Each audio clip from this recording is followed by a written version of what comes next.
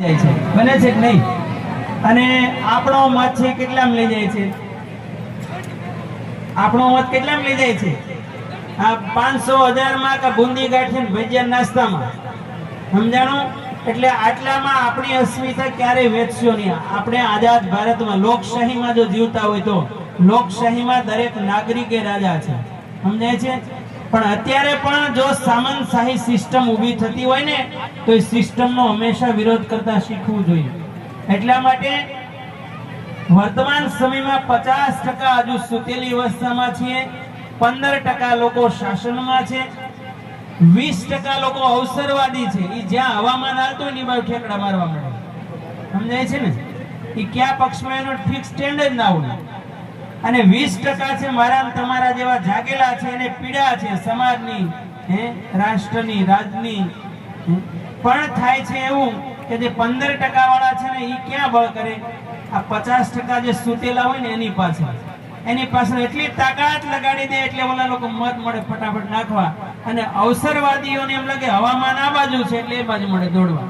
એટલે આપણા 50% સૂતેલા છે એમાંથી જે જાગેલા લોકો છે લગભગ 5 કે 10% માઇન્ડ પુરુષાર્થ કરી શકે છે. અને જે લોકો અવસરવાદી છે એમાંથી 5%, એટલે 20 આ 10 ઓલા અને 5 ઓલા, કેટલા થયા? 35 એ માઇન્ડ પહોંચે. અને ઓલા લોકો કેટલે પહોંચી જાય?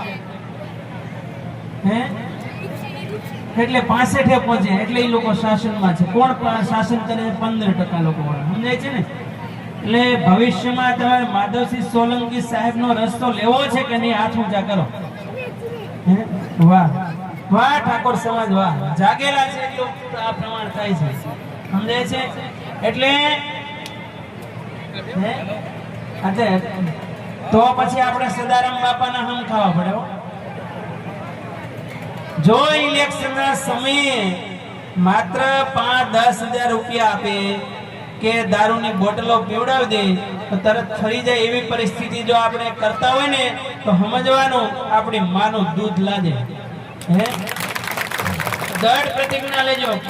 આપણે જાવું છે માધવસિંહ સોલંકી સાહેબના માર્ગે, પરંતુ આમ ફરી જાવ તો ન થવાય, સમજાય છે કે નહીં? એટલા માટે ફરી આ વિસ્તારમાં શિક્ષણનું સ્તર, સાક્ષરતાનું સ્તર ખૂબ ઊંચું જાય. અને અંધશ્રદ્ધાઓમાંથી, સમજાય છે ને, આપણો બાપ નામ લખેલું જ છે.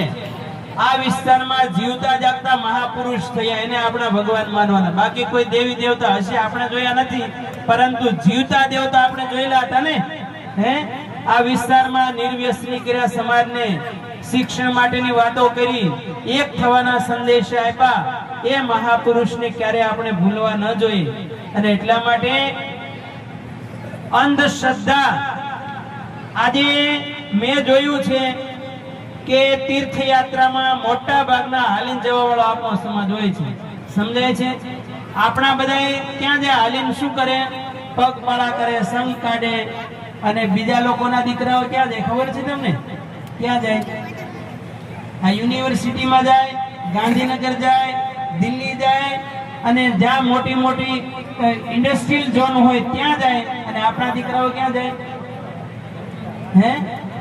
મંદિરો તરફ. તમે વિચાર કરો, એટલું બધું સંકટ આવ્યું. આસ્થા આપણો વિષય છે, પરંતુ સંકટ આવે ત્યારે કોઈ દેવી દેવતા આપણે ઉભા રહે ખરા? ઉભા રહે છે? એટલે જે જીવતા દેવી દેવતાઓ હોય ને એને પેલા પૂજ્યું, સમજાય છે ને?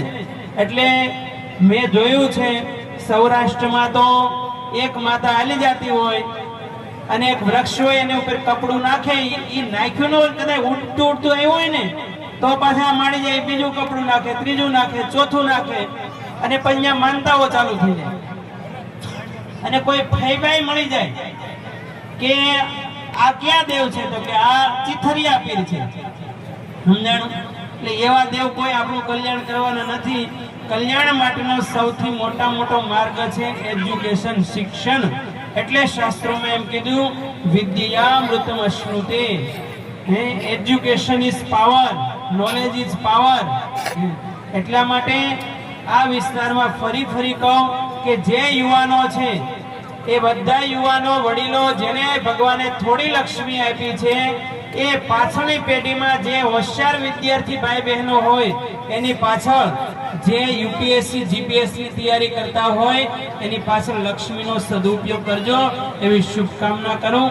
અને આપણી પાસે આપણું એક સંગઠન હાલે છે આખા વિશ્વ લેવલે, સમજાય છે ને, વિશ્વ લેવલે એમાં બધા જોડાજો। આ બાજુના આપણા ક્ષત્રિય સમાજ, મધ્ય ગુજરાતનો ઠાકોર ક્ષત્રિય સમાજ હોય કે સૌરાષ્ટ્રના માનદાતા મહારાજને કોળી સમાજ, આપણે બધા બે મગની ફાડે જ છીએ, પણ એ બધા આપણા ભાઈઓ છે। એ આપણે એક થઈને હંમેશા રહેવાનું છે। એમાં આપણા સંગઠનના રાષ્ટ્રીય યુવા અધ્યક્ષ શૈલેષ મેર એ પણ બહુ સારા વક્તા છે। બે શબ્દો શૈલેષ મેરને વિનંતી કરું બોલે। અસ્તુ બોલે સદારામ બાપાની જય। ખૂબ ખૂબ આભાર।